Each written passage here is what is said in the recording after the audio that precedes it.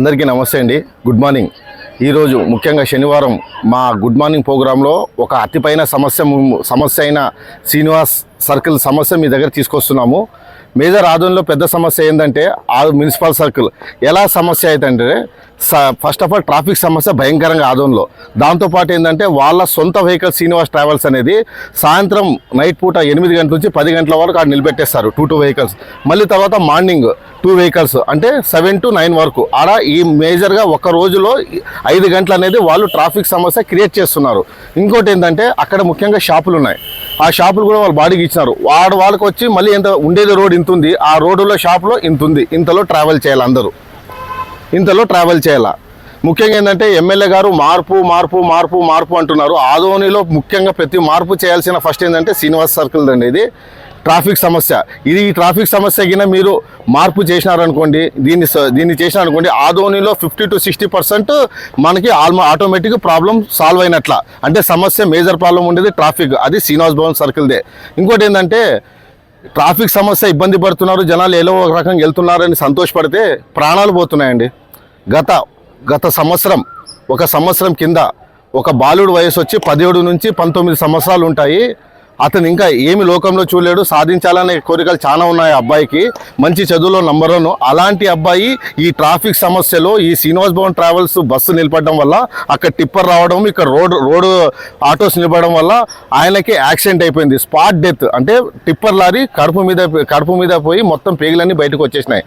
ఆయన చనిపోయినారు. మళ్ళీ దీనికి బాధ్యతలు ఎవరు మాట్లాడరు. సరే, ఆ రోజు 2 రోజులు అయ్యో అబ్బా అన్నారు. తర్వాత 3వ రోజు అది ఎక్కువ కూడా మాట్లాడుకోకున్నట్లు కనుమరుగైపోయింది.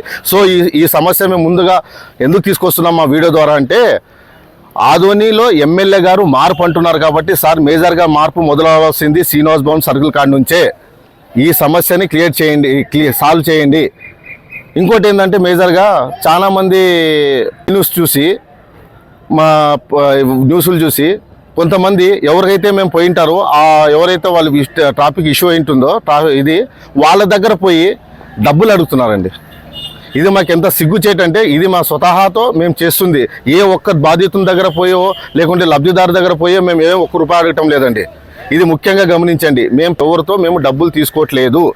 మా పేరు చెప్పి వేరే వాళ్ళు డబ్బులు అడుగుతున్నారు. దయ ఉంచి మాకు దీనికి ఎటువంటి సంబంధం లేదు.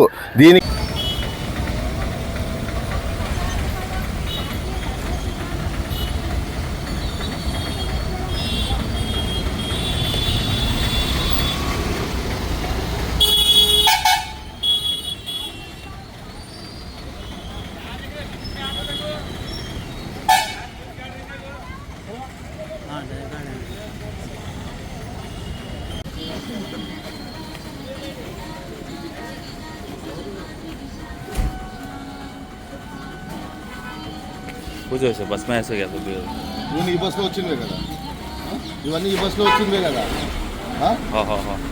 ముఖ్యంగా మేజర్ ఇంకో టాపిక్ ఏంటంటే అండి, ట్రావెల్స్ ఉన్నాయి. ఆ ట్రావెల్స్ కేవలం ప్యాసింజర్స్కో లేకపోతే ట్రాన్స్పోర్టేషన్ కోసమో అర్థం కావట్లేదు. మేజర్గా ఎందుకంటే కింద జనాల కెపాసిటీ 50 మెంబర్స్ ఉంటే దానికన్నా హెవీ టన్నేజ్ పైన ఉన్నాయండి. ఇప్పుడు మా విజువల్స్లో తీసినాం, అది మీరు కూడా చూడండి. ఆర్టీఓ గారు దీని మీద ఇమీడియట్లీ యాక్షన్ తీసుకోండి. ఎందుకంటే మనకి ఇంత కెపాసిటీ అని ఉంటుంది ఒక వెహికల్కి. ఓవర్లోడ్ కెపాసిటీ అయినప్పుడు ఇది యాక్సిడెంట్స్ జరిగితే దీంట్లో ఎవరైతారు? ప్రజలు సఫర్ అవుతారు, ప్రజలు ప్రాణాలు పోతాయి. దీని మీద ఇమీడియట్లీ యాక్షన్ తీసుకోండి సార్. నమస్తే అండి.